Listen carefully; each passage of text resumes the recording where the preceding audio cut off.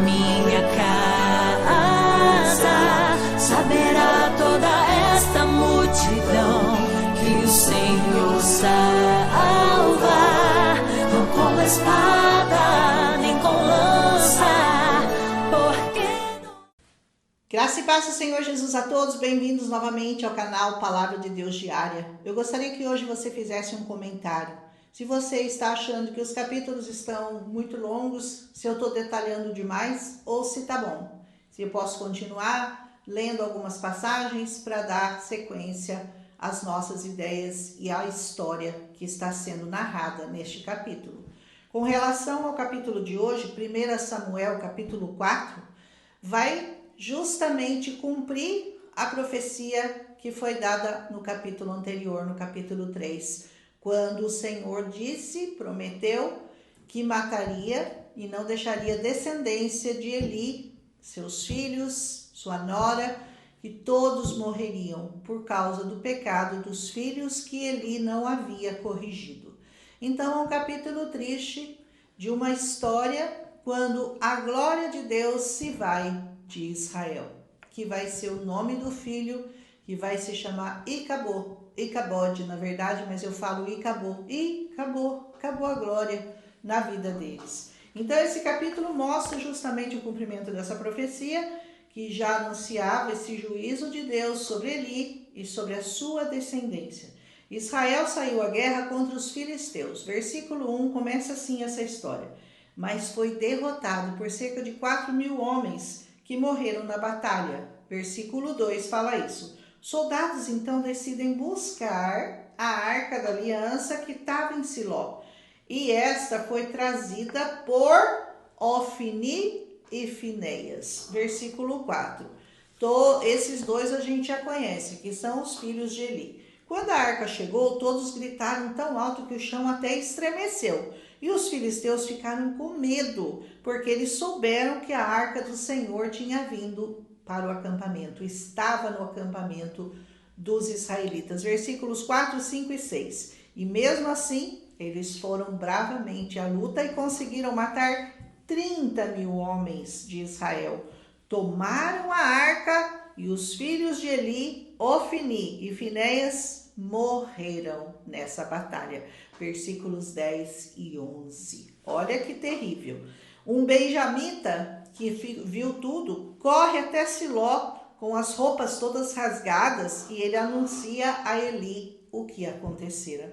Quando ele ouve que a arca fora tomada, seus 2 filhos tinham sido mortos, com seus 98 anos, sem enxergar e ainda gordo, ele caiu da cadeira para trás ao lado do portão, quebrou o pescoço e morreu, pois já estava velho e era muito pesado. Versículos 12 a 18 vai nos contar sobre a morte do profeta Eli. A sua nora, mulher de Finéias, que estava para dar à luz, quando ouviu que o sogro e o marido estavam mortos, entrou em trabalho de parto e deu à luz, mas também não resistiu às dores do parto e também morreu. Veja bem, os 2 filhos, o profeta, a nora, todos morreram. Versículo 19. Enquanto ela morria, as parteiras lhe disseram para ela não se desesperar porque era um menino. Mas ela já nem deu atenção, não estava mais em condições de nem prestar atenção no que elas estavam falando. Versículo 20. E deram o nome a esse menino que nasceu de Icabode, ou eu costumo dizer Icabô. Cabô, que quer dizer a glória de Deus se foi de Israel, porque a arca de Deus foi tomada pelos filisteus. Versículos 21 e 22 falam isso. E o marido e o sogro dela haviam morrido. Que coisa triste esse capítulo, né? Quando Deus se cansa e leva para longe do seu povo a sua glória. Por quê? Porque não lhe deram a glória que é devida ao seu nome. Ele permitiu que a arca, que representava o nome dele, fosse levada para longe daquele povo. Icabode é um tempo de trevas entre o povo de Deus. É um tempo em que a igreja estava desviada, os filhos dos sacerdotes seguindo por caminhos errados, cometendo torpezas, cometendo prostituição, roubando, fazendo coisas terríveis contra o Senhor, profanando o templo e todas as coisas sagradas relacionadas ao templo do Senhor. Nós vemos que a nação que entrou em Canaã era muito diferente daquela que deixou o Egito. Já não temiam, já não obedeciam, já não cumpriam as leis, os mandamentos, não estavam mais em comunhão com o Senhor. E quando isso acontece, algo muito sério acontece na vida das pessoas. Elas vão se afastando lentamente, sem perceber, um dia aqui, um dia ali, hoje eu não vou no culto, hoje eu estou cansada, hoje eu não vou orar, hoje eu não vou ler a palavra, hoje eu não vou louvar o Senhor. Não é uma ruptura imediata, é uma coisa sequencial que vai acontecendo aos poucos e você nem percebe que você está perdendo o seu elo, está perdendo o seu vínculo com o Senhor. E quando você se dá conta, ele está tão longe que até você chegar até ele é mais um longo caminho a ser percorrido. Eles não estavam mais no deserto com serpentes, com calor, sem água, sem relva, sem sombra, sem nada. Não, eles não estavam nessa situação. Eles agora já estavam naquela terra que manava leite e mel, mas parece que se esqueceram de todo o bem que o Senhor já havia feito a todos daquela nação, tinha suprido a todos eles em tempo de escassez e tempos de necessidade. E não é exatamente isso que acontece? As pessoas correm para o Senhor quando as coisas estão indo mal, quando está na escassez, quando está na dependência, quando está na doença, quando está na pobreza, correm para o Senhor. Quando o Senhor dá um tempo de refrigério, de abastança, de saúde, aí vai deixando para lá, vai esquecendo, vai seguindo a vida, sem se lembrar daquilo que o Senhor já fez por todos nós. Parece que os tempos que nós mais buscamos ao Senhor justamente são nos tempos de dores, de necessidade, de sofrimento, de escassez e de tragédia.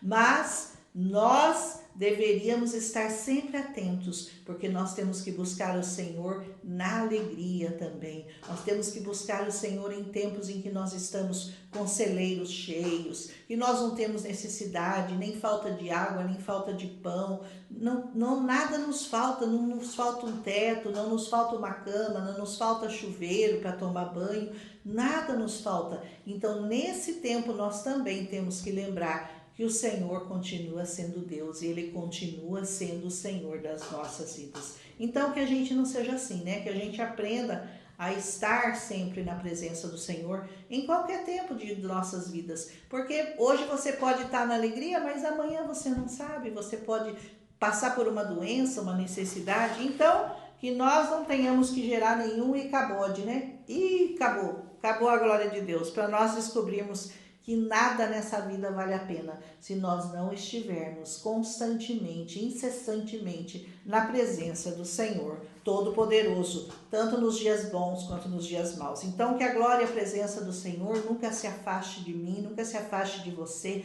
nunca se afaste de cada um de nós e que nós aprendamos com essa história que quando o Senhor determina que Ele se afasta de nós, nós estamos correndo um grande perigo. Que nós aprendamos que a nossa vida é momentânea, passageira e nada se compara à glória eterna que há de vir, a qual nós esperamos quando o Senhor vai voltar e vai nos levar para sempre, para vivermos ao seu lado. Então, vamos pular esse acabou de Deus e continuar buscando mais conhecimento nessa palavra. Vamos continuar buscando da água da vida, dessa fonte inesgotável de águas que nunca cessam, que nunca secam. Aleluia! Um abraço e amanhã a gente volta com 1 Samuel, capítulo 5, se o Senhor nos ajudar e nos der saúde para chegarmos até o dia de amanhã.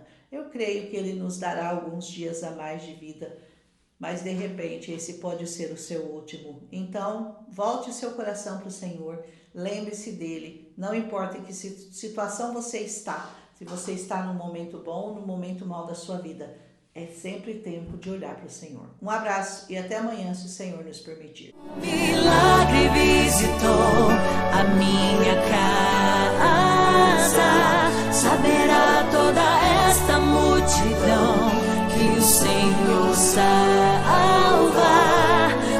és Pai.